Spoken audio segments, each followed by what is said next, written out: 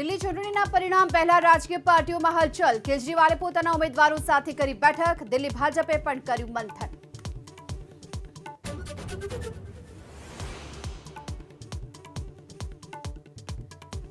બાર અને 13 ફેબ્રુઆરીએ અમેરિકા યાત્રા પર પ્રધાનમંત્રી મોદી. ડોનાલ્ડ ટ્રમ્પ સાથે દ્વિપક્ષીય વાતચીત. 10 ફેબ્રુઆરીના ફ્રાન્સથી થશે યાત્રાની શરૂઆત.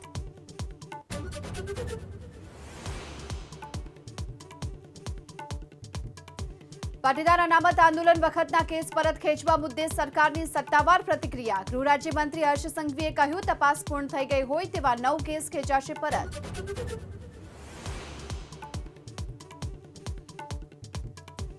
પાટીદારો બાદ અન્ય સમાજ સામેના પણ કેસ પરત ખેંચવાની ઉઠી માંગ. ઓબીસી, આદિવાસી અને ખેડૂતો સામેના કેસ પરત ખેંચવાની અલ્પેશ ઠાકોર અને ચૈતર વસાવાની માંગ.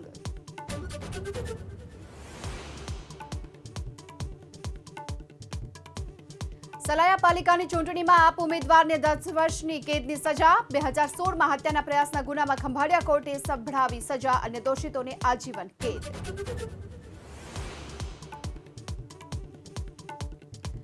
તાપીના ડોલવણના ટીડીઓ વીએન ડોડિયા રંગે હાથે ઝડપાયા. 12,000ની લાંચ લેતા 6 લાખના બિલ પર સહી કરવા માટે માંગી હતી લાંચ.